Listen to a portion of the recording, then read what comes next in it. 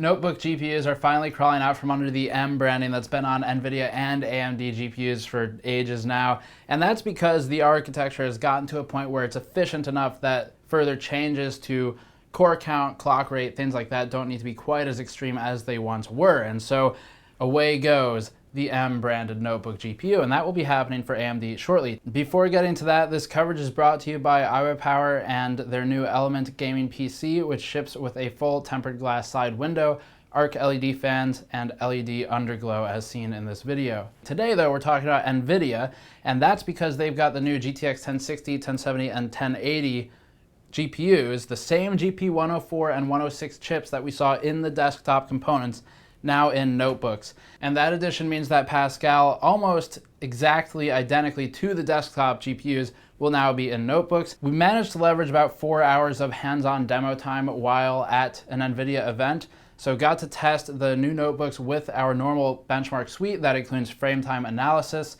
and we did Shadow of Mordor testing. That was the only game they really had there to test on the 1070 and 1080. We've got a 1060 notebook on the way, and then there's also a quick overclocking note toward the end of this video where NVIDIA did give a hands-off demo of overclocking, but we'll see how that works out with the released product. Strictly comparing desktop and notebook GPUs with the new Pascal architecture, the differences between the two are limited. This concept of sacking the M line under NVIDIA branded GPUs started with the GTX 980 non-M, which we reviewed in the Dominator Pro G last year, and it's continuing with Pascal. The architectures are the same, the power design of the GPU proper is the same, the cores are mostly the same. Memory has been spec'd up big time from the last gen of mobile GPUs as well, and is now at 8 gigabits per second for the 1070 and 1060, and 10 gigabits per second with GDDR5X on the 1080 notebook GPU. There's one core difference between desktop and laptop GPUs, and that's with the GTX 1070.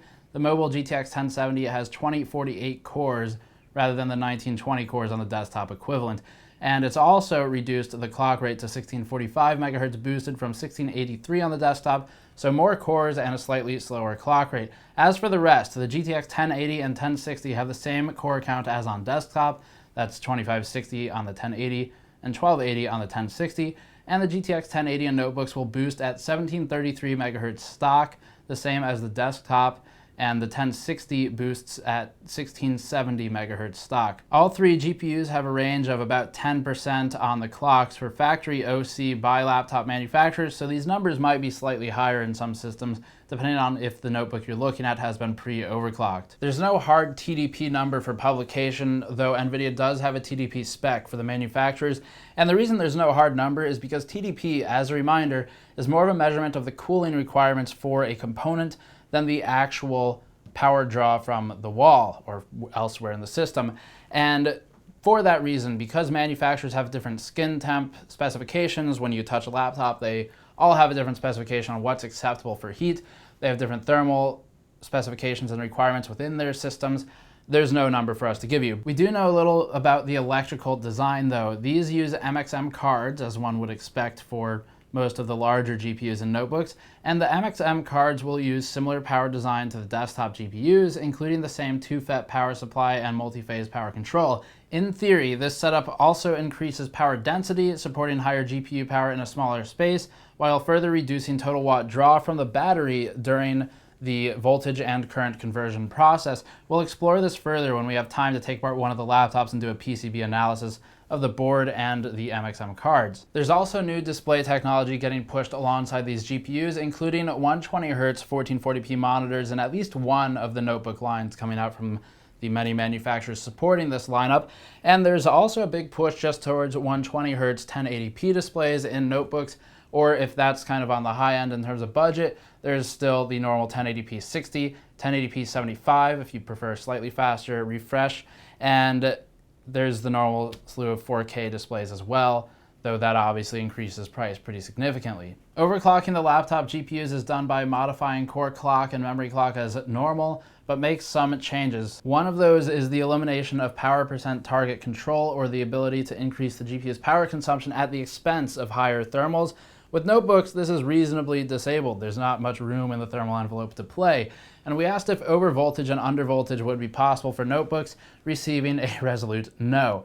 Upon further discussion, we learned that the notebook components will follow similar volt frequency curves as discussed in our GTX 1080 OC review, and that users may modify DPM volt frequency configurations to some extent, but cannot exceed the maximum or minimum values that are pre-configured. Without over and under voltage, we'll see how useful manual volt frequency plotting is. Thus far, for enthusiasts, we haven't found a truly solid reason to detour off the path of manual slider overclocking for just the memory and core.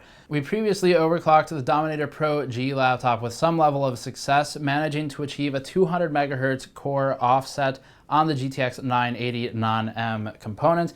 As for what we were shown in the hands-off demo of the 10 series, NVIDIA somewhat successfully attempted to overclock a 2063 MHz core on a GTX 1080 laptop with an offset of 225 MHz from the core. The demonstration didn't show memory overclocking or any other changes. Fan speed control isn't yet available as far as we understand, but it will be through some vendors. And note that we also don't have a good idea of how fan noise responded to this overclock since the presentation was in a noisy room. We also only saw it on one game, and there were some initial software hurdles when trying to perform the overclock. So we'll validate all of this in our own reviews shortly.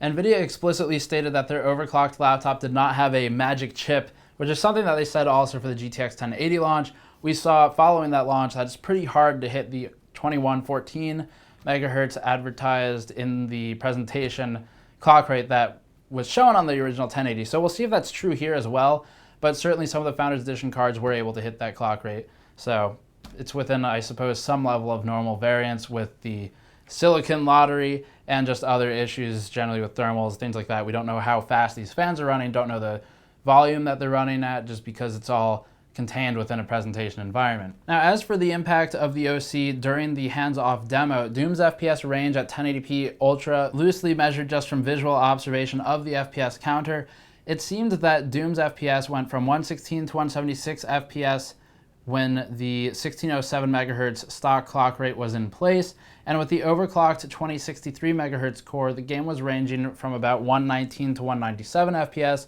so we saw visually, just from loose observation, a gain of about 20 FPS or thereabouts, and that's looking at min and max values without any measurement tools. Speaking of measurement tools, NVIDIA had about a dozen laptops set up in their demo suite, and we were able to negotiate clearance to run some of our own software for benchmarking of the new laptops, including a 1070 and 1080 laptop, a Clevo unit, and an MSI unit.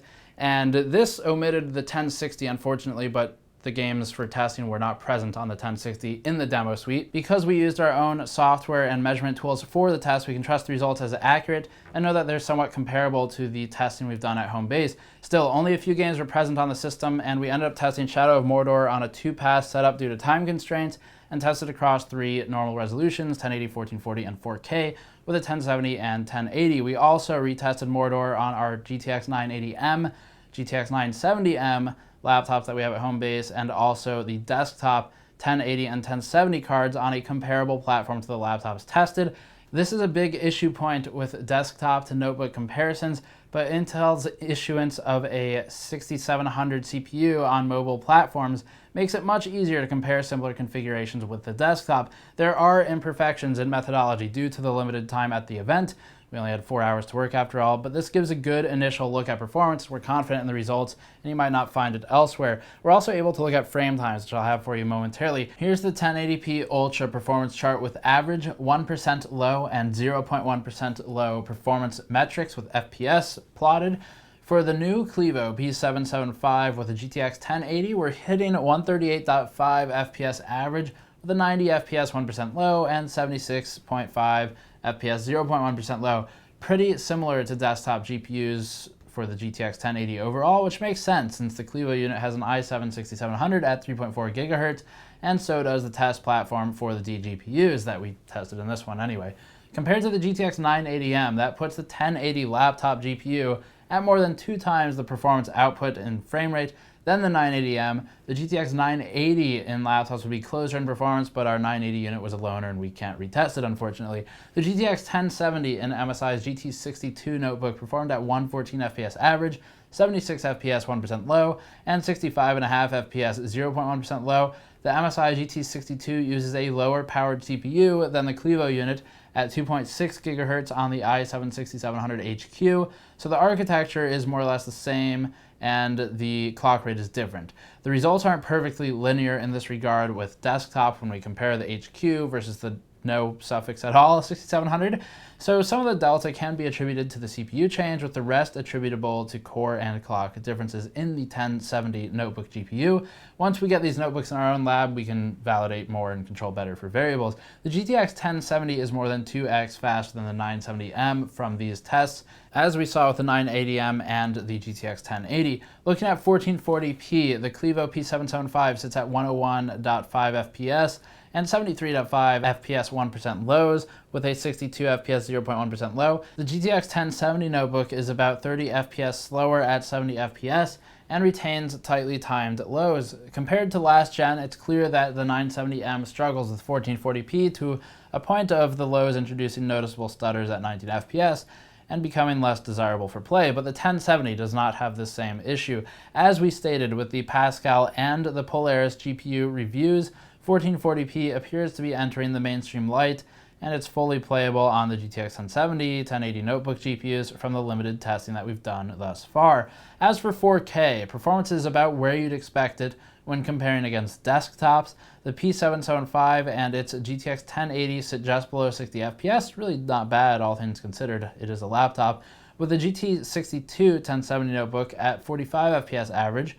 Both units could theoretically handle some level of 4K gaming based on these results, depending on if you're okay with dropping settings in more intensive games. Considering where we came from with the 980M at 26 FPS average and 970M at 19 FPS average, this is a big gain for portable computing and at similar power consumption. Frame times aren't as tight as the desktop GPUs, as you can see on this chart of the Clevo unit. Actually, we've got a few charts of it, but the performance is overall acceptable. There were no major freezes or stutters, with only a few standout points in the overall frame time plot. Note that all of these tests were conducted while plugged in, as the battery use will throttle GPU by design for Battery Boost 3.0, which is just supposed to extend battery life by tanking the clock rate to something like 30 or 60 FPS, depending on what you configure it to. And that's all we've really got for today. We have a few of these notebooks coming in, and I'm really looking forward to benchmarking the thermals, especially for endurance against longer burn-in periods, to see how these perform stock and overclocked, and we'll be looking at that shortly, as we did with all the desktop GPUs recently. So the same testing methodology will apply to those once we've got them. For today though, the advice is this: you will find these online. They should probably be on retailers by the time this video goes live.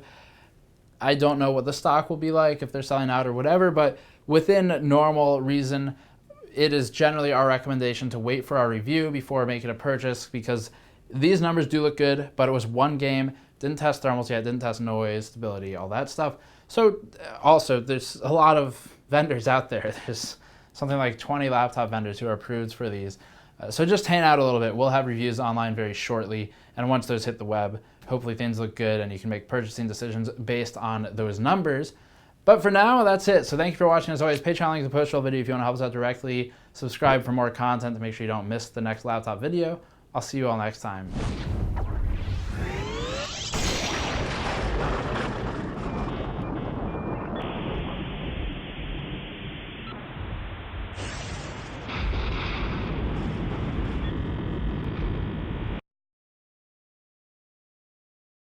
The GTX 10 need Boo to come back.